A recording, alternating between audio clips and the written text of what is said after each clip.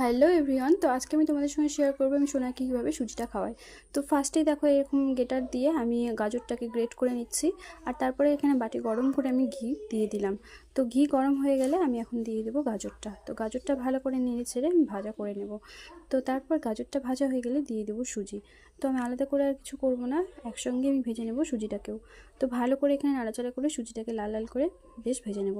তো দেখো গাজরটা আমার ভাজা হয়ে গেছে আর এখানে সুজিটাও ভাজা হয়ে গেছে।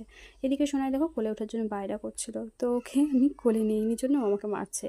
তো এখানে দেখো আমি দুধ দিয়ে দিলাম আর হালকা করে একটু জলও দিয়ে দিলাম, কারণ পুরোটা দুধ দিই না, একটু জলও দিলাম। তো এখানে ভালো করে মিশিয়ে নিচ্ছি।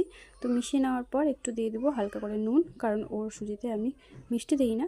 তো তারপরে এই যে দেখো হয়ে গেছে, আমি নামিয়ে নিলাম। আর তারপরে এখন দিয়ে দেবো তাল মিছরি। তো এই যে দেখো দুলালে তাল মিছরি একটু দিয়ে ওকে খাইয়ে দেবো। ভিডিওটা কেমন লাগলো প্লিজ জানিও। ভিডিওটা ভালো লাগলে লাইক করে দিও, চ্যানেলটা সাবস্ক্রাইব করে দিও। টাটা।